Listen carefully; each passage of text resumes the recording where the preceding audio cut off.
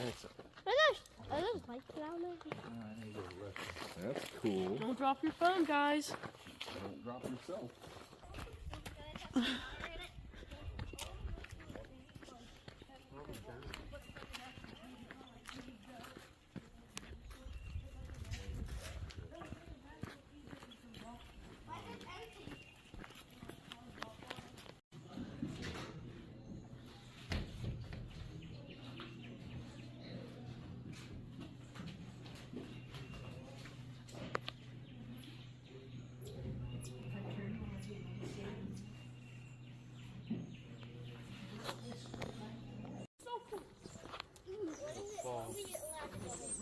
You gotta wait for the tour guide.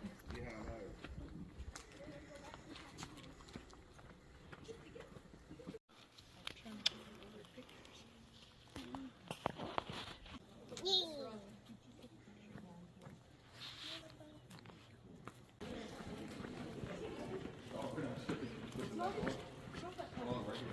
Oh my gosh, it's freezing.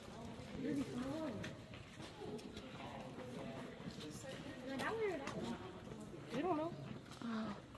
There's no leave us this time. It's not fun. My name is Phoenix. I'm going to be your tour guide for today. Now, before we get started, I want to go over a couple of rules. First off, most importantly, we do not want anyone touching any rocks or formations that we see in this cave. That's because our skin makes natural oils that will damage the growth of these rocks. And this cave is active, which means everything in it is still growing. So we'd like to try and preserve that. Okay? Drinks are allowed in the cave, but food is not. And you are welcome to take as many pictures as you like. I just ask that we don't hold up the group any. We do have a decent sized group this time and a lot of tours today. Towards the end of the tour, I'm going to be turning out lights behind us. So it's important that I move at a steady pace. Nobody gets lost too far behind in the dark. And we are going to be leaving the cave. We are going to be leaving the cave the same way we came in. So you'll have more time to take pictures after the tour if you want. Take a look behind you. We will go ahead and get started. Quite a sight, huh? Nice picture.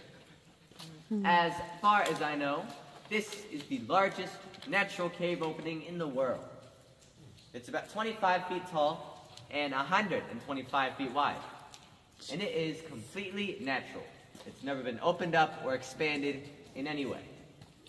Many, many years ago, this part of Alabama was under an ocean. So we are going to be seeing a few aquatic fossils where we're down here underground.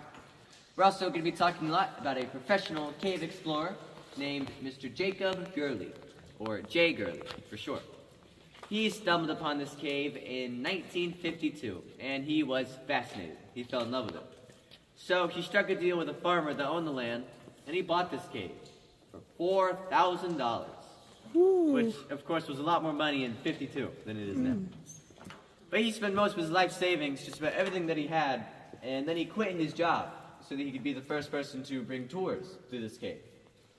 And here's the best part. Then he went home and told his wife about his big investment. So she was not happy, but we'll talk more about that later. So let's remember our caver's motto. That is, take nothing but pictures, leave nothing but footprints, and kill nothing but time. Okay? Let's go spelunking.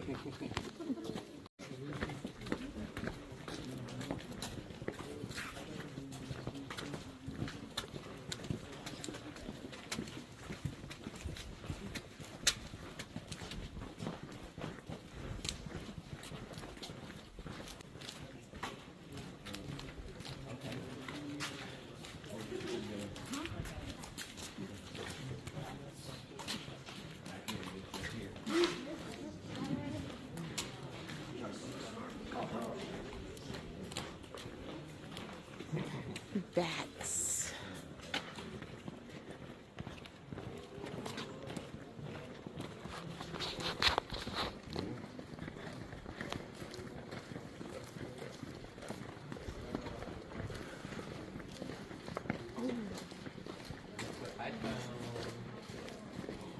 Oh, go back. Huh? That was right there. Oh, Look at how close he is. He's so cute. oh my God. Oh, I'm sorry. Good. That's about as big as they get. we get these teeny tiny little baby bats. Booga booga. That is so adorable. It's probably the closest one we'll see today. Are they do you know the species? I believe they're called eastern pipistrelles, something to that effect. That is so tiny. It's called Big Rock Canyon. Does anyone know where all these big rocks came from? The ceiling, that's right. Over many, many years as this cave was being formed, these rocks would fall from the ceiling one by one. That process is called breakdown. But we have not had any breakdown for a very, very long time. No person has ever seen a rock fall from this cave ceiling. That's because we now have a permanent ceiling. That means this is the final, strongest layer of rock. And now the ceiling can hold its own weight. So nowadays the cave is perfectly stable and safe. Besides, we only allow falling rocks on the days that I don't work. If you take a look behind you, you see this line of brownish rock right here. This is called chert nodule. That's C-H-I-R-T nodule, more commonly known as flint. There's a line of it going all throughout the cave. I'll show you some more of it later on. It also stays at the same level throughout the cave. So even. All right. So when Mr. J. Gurley, when he first bought this cave and he first started having his tours here, this is where they would end. He'd take you to see these two rooms, charge you 25 cents per person, and walk you right back out. This right here is the fence that he originally put here a long, long time ago. Now, he wasn't exactly making his 4,000 back, a quarter for 2 rooms, so he wanted to expand it, see what else he could show people. So he went exploring, and he found this tunnel down here. It's like a cave within a cave. It goes all the way through to the next room. And Jay found something on the other side that really amazed him, so he knew he'd have to show more people. So he built these stairs here in front of us, and he was going to have a path that would lead down and all the way through this tunnel. But there's just one problem. There is a river at the bottom of this tunnel. Oh. And this river is very, very prone to flooding, depending on the weather outside. So one day, Jay was on the other side of this tunnel working on his tour paths when it started to rain very heavily. And he had no idea because he was down here. So it started raining. The water began to rise and rise and rise till it was about up to here. So this whole tunnel was completely flooded. And there was no other way out. Jay was trapped for nearly 3 days with nothing to do but wait for the water to flow down to normal. Wow. And when it finally did, he realized he could not charge people for the privilege spot up there. Who knows what that is? A bat. Not a bat. It's a common guess, though. A shadow. Not a shadow either. You remember I told you this used to be under an ocean? Yes. Fossil? A fossil, yeah? What kind of fossil? A fish. A fish fossil or Fish some kind of sea are creature. getting warmer. A shark. A shark's tooth. That is correct. It's our famous tooth in the roof. Oh, neat. This one has been stuck up there in the ceiling since before even the megalodon, though it is closely related to it. So this tooth came from a big, bad carnivore shark that would feed on fish and other sharks. Take a look at this big guy right here. Jay Gurley was the first person to see this formation. When he discovered it, he named it Goliath for its massive size. It's about 45 feet tall and 243 feet to wrap all around the base. Now, this type of formation is what we call a column, which means it grows from the ground and the ceiling. And then it meets in the middle to make one giant formation. That is called a column. We'll be seeing a lot of it here in this cave. And Goliath is, as far as we know, the largest cave column in the world. Now, you see this white stuff on the front? That is called calcite. And that's how we know that Goliath is still growing. The way it works is that water is dripping down from the ceiling through these cave straws up here. The water drips down, and when it hits Goliath, it leaves behind its minerals.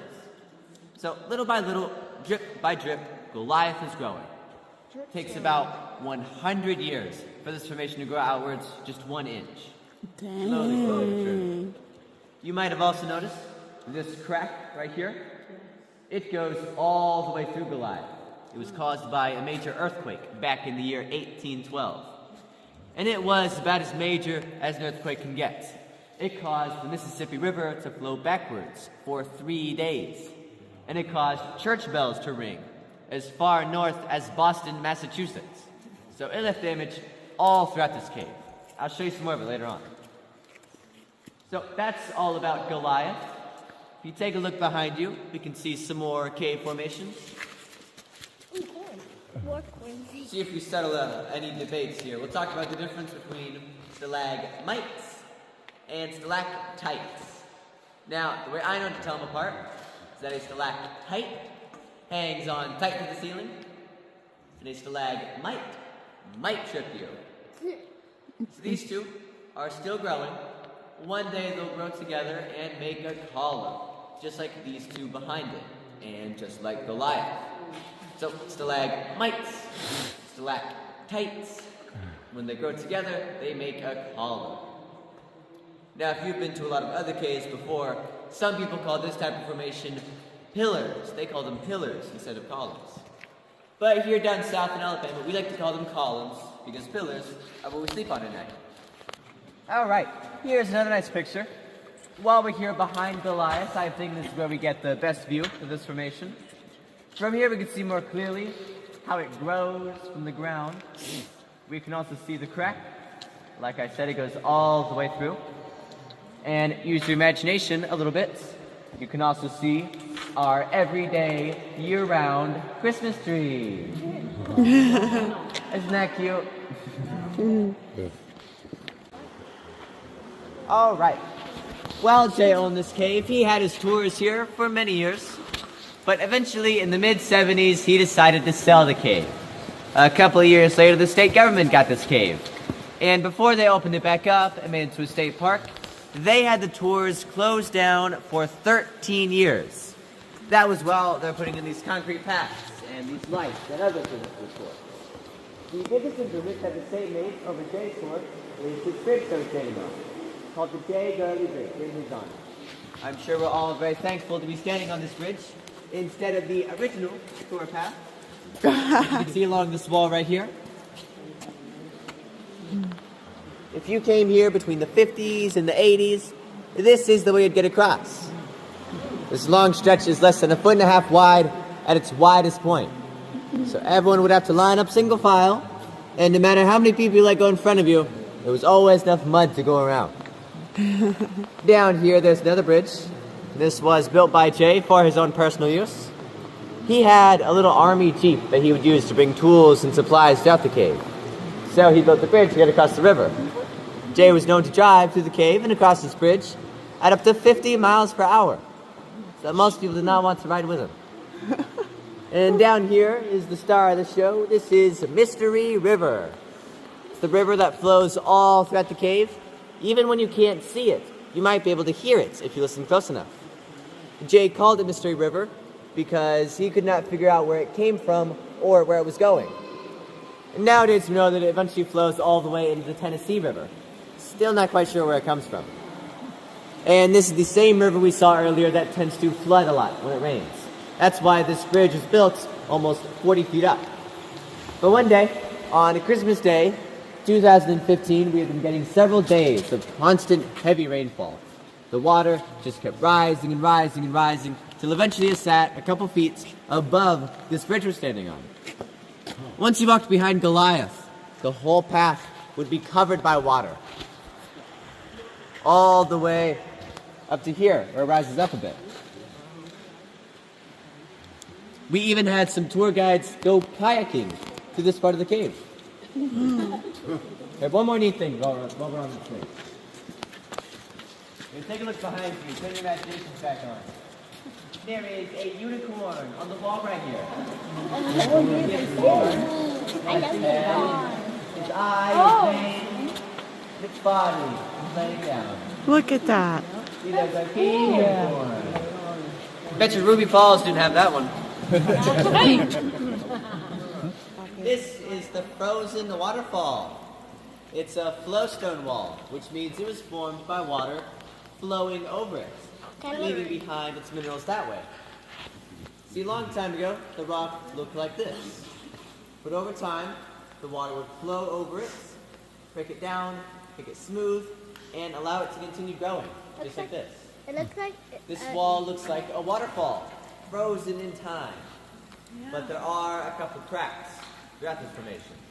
Sadly, the frozen waterfall caught the worst of the earthquake damage back in 1812. So when Jay found this, he was worried about the formation continuing to break.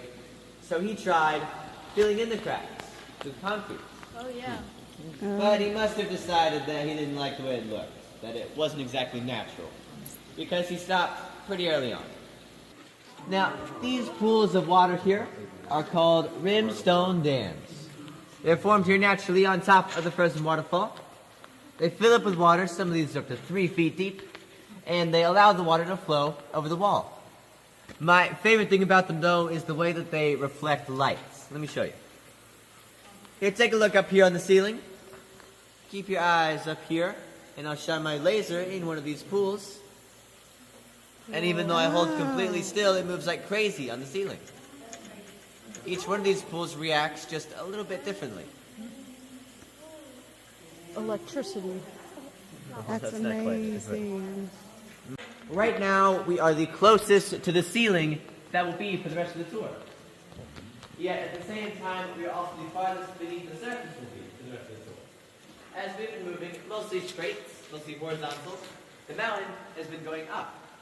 So right now, we are directly below the peak of the mountain, about 260 feet underground at this point. Now, as we go on to the second half of our tour, I have some good news and some bad news. Which one did you hear first? Bad. Okay. The bad news is that the rest of the tour is going to be much more hilly, a lot more up and down from this point forward. The good news is that the rest of the tour is going to be much more beautiful from this point forward. The last couple rooms which you really remember when we visited, that you could fit a 10-story building here in this room and still have plenty of space to go. So when Jay found this, he was of course as fascinated as ever. He wanted to see exactly how high this room was, from floor to ceiling.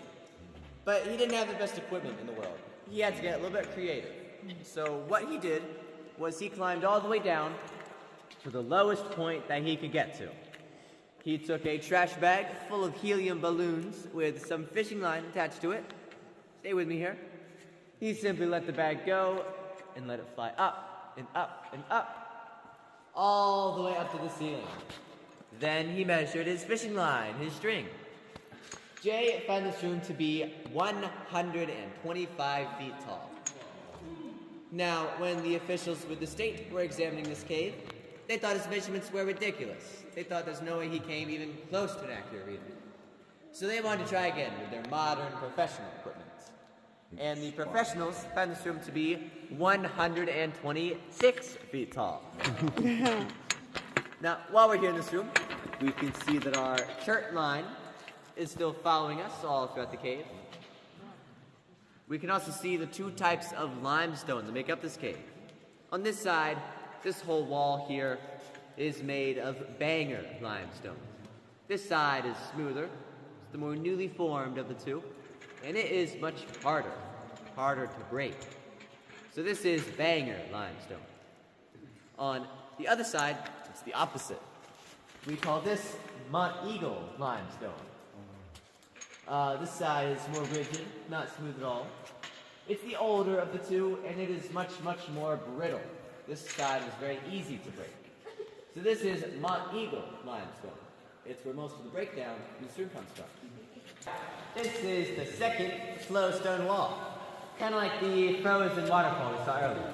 Except this one had a lot less water flowing over it. It was more of a drip, drip, drip. So it formed a lot differently, but we can see some neat things in the wall because of that. For example, what would a cave be without a caveman? I saw it. It's Fred. You already saw him. You see his eyes, his little ear, his beard, and of course his club. I see the I dog. saw that. It's the dog. Now, I call him Fred, kind of like another famous caveman. But Freddy got a little lonely here on the wall by himself, So he went and got himself man's best friend. You know who that is?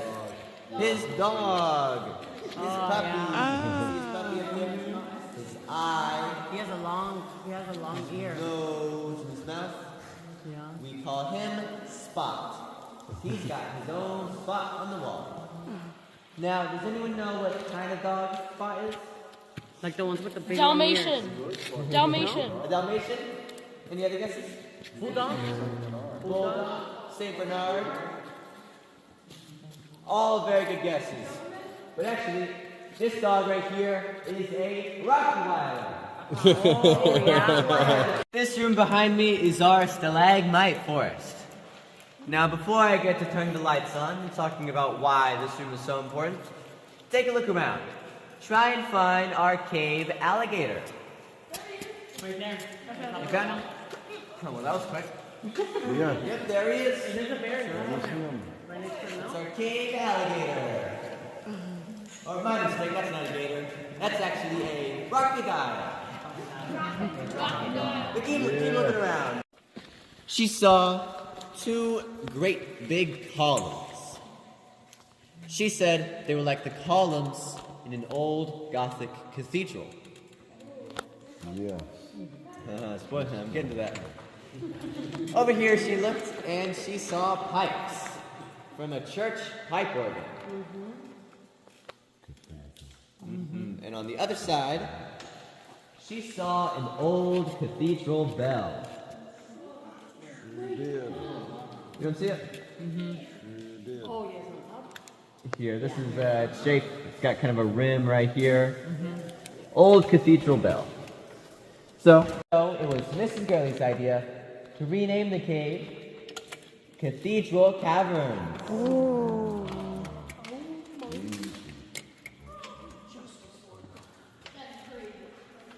Pretty crazy. Wow. Now, if you're as impressed as Miss Gurley was, and you're planning any big moments with your special someone, we do have people get married here in the cave from time to time. The bride and groom stand right down here. It's a wonderful place to tie the knot. You don't even have to worry about decorating, do you? No. Decorations are already set in stone, you could even say. But you don't want to be too hasty, right?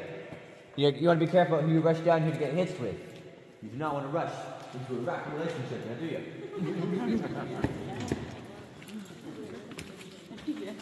Be here all night.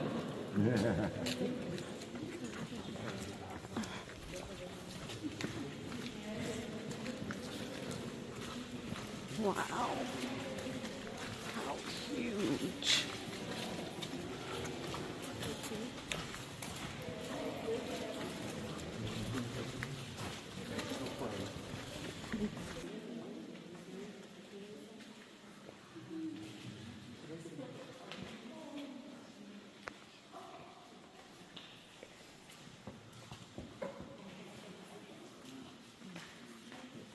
Now, we do have quite a nice, picturesque little room here. We've even had a couple of movies shot here in this cave. Most notably, in the late 90s, Disney came down here. Shot a movie called Tom and Huck. It was like Tom Sawyer meets Huckleberry Finn. And most of the cave scenes in that movie were shot right here. Some shots were in front of Goliath. One scene has the two characters, Tom and Huck, crawling through this little cove down here, trying to escape from another character called Injun Joe. They crawl out right here and escape into the stalagmite forest. And that's just one of many scenes in movies and shows that have been filmed right here. So if you're watching TV and you see a cave, pay attention. You might recognize it. I also want to point out this formation up here. This type of formation is called drapery. Drapery. Scientists have found that when drapery is very long and thin, like it is right here, and you shine a light behind it, it looks like breakfast. Oh. And cave bacon is the official geological term. Now, as we continue through this tunnel, I issue a warning to the tall folks. This is our wishing rock, because if you hit your head on it, you'll wish that you didn't. So be very, very careful. Oh, this is amazing. The short way or the pretty way? Pick short. You know, I've never actually been this.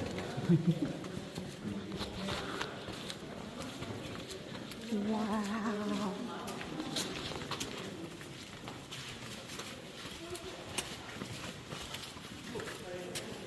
Oh my God.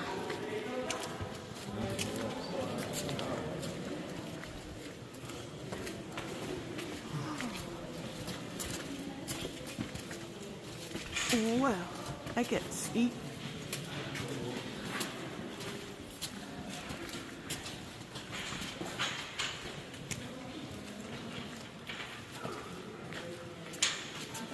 Alright, you did read the sign that said to bring your own swimsuits, right? Yeah.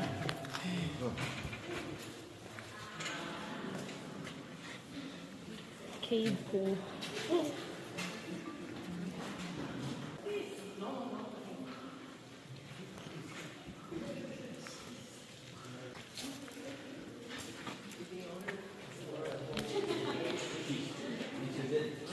No one knew the cave better than him. When the state bought it, they actually hired Jay as a consultant. So he was too involved in putting the country past it.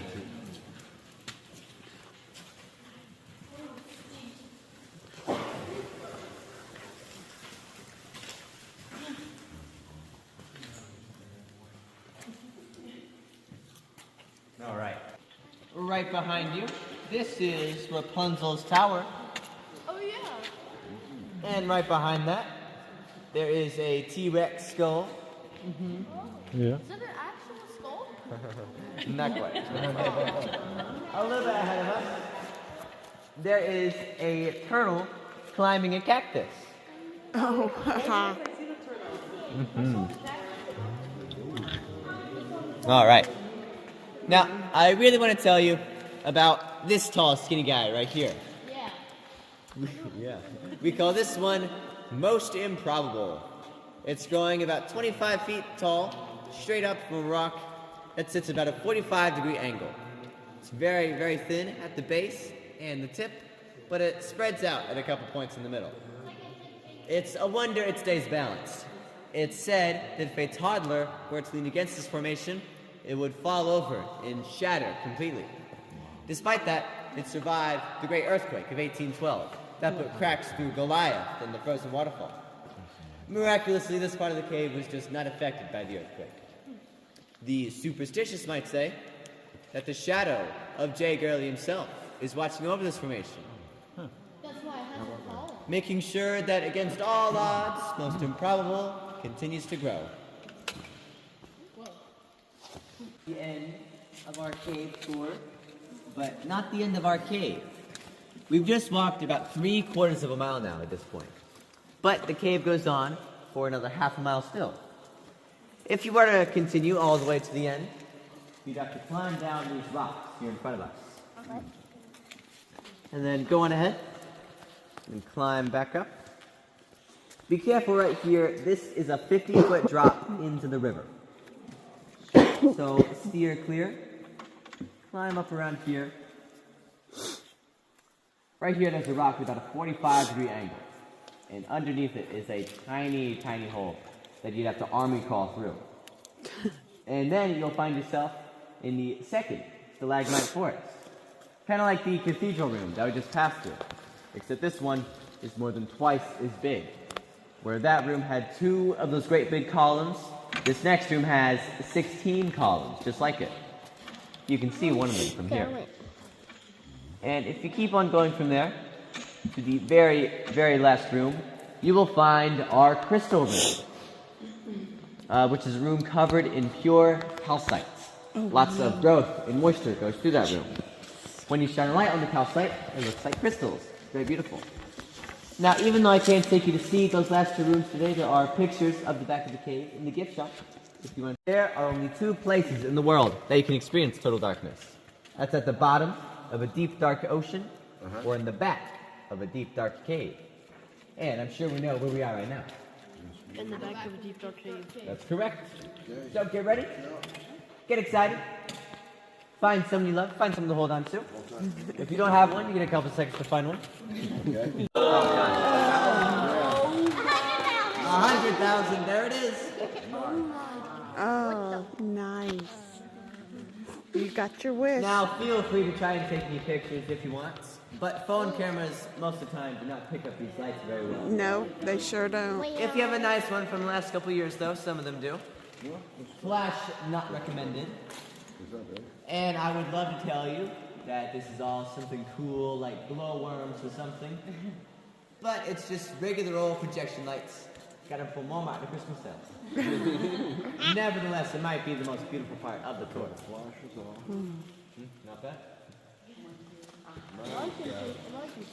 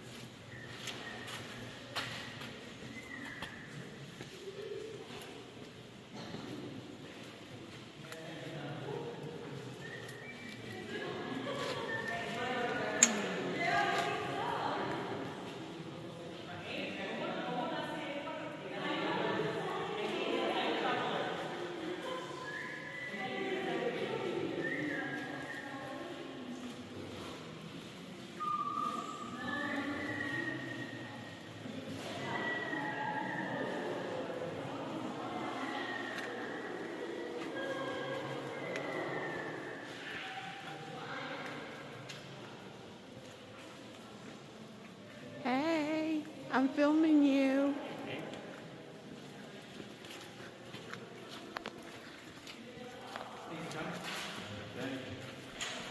I really need a GoPro. Huh? I need a GoPro that I can wear when I'm doing this kind of stuff. Yeah, one of those helmet cameras. Yes.